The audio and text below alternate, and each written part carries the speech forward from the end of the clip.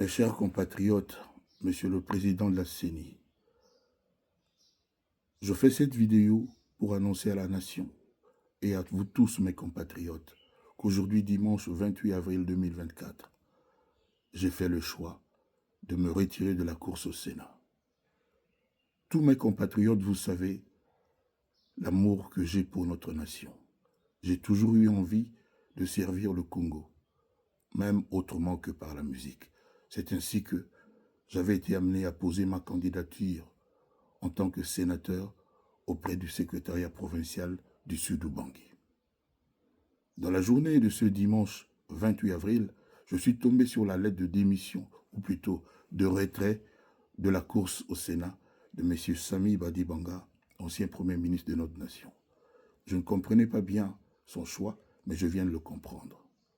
Aujourd'hui, 28 avril 2024, l'Assemblée provinciale dans le Sud-Ubangui, mes chers compatriotes, s'est vidée de tous ses députés provinciaux, tous séquestrés chez certains présidents de certains partis politiques qui, de surcroît, exercent des fonctions dans notre pays.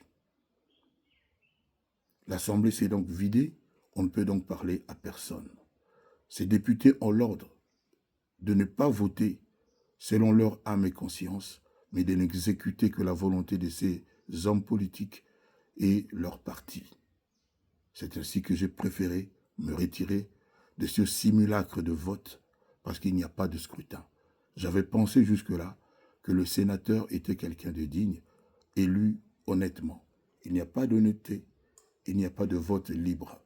Ça se passe comme dans les westerns en Amérique. C'est une honte pour notre nation. Je chercherai à rencontrer le patron de la CENI pour lui expliquer cela. Et d'ores et déjà, je demande à tous mes compatriotes de se lever contre ce vote, ce simulacre de vote, cette honte à la nation. Le Congo mérite mieux. Le Congo a besoin de tous ses enfants. Le Congo a besoin que les sénateurs qui sont censés contrôler l'action du gouvernement, voter des lois pour que le Congo avance, le fasse librement, en âme et conscience.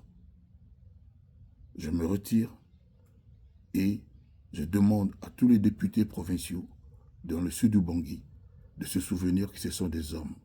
Je les avais rencontrés quand je suis allé à Guémena. J'avais eu affaire à des hommes, mais je me rends compte que ce sont des personnes dont on dompte la conscience et à qui on donne des ordres dans un moment où le Congo a besoin de toutes les intelligences de ses fils et de tous les bras. Merci pour votre attention et n'oubliez pas de partager massivement cette vidéo.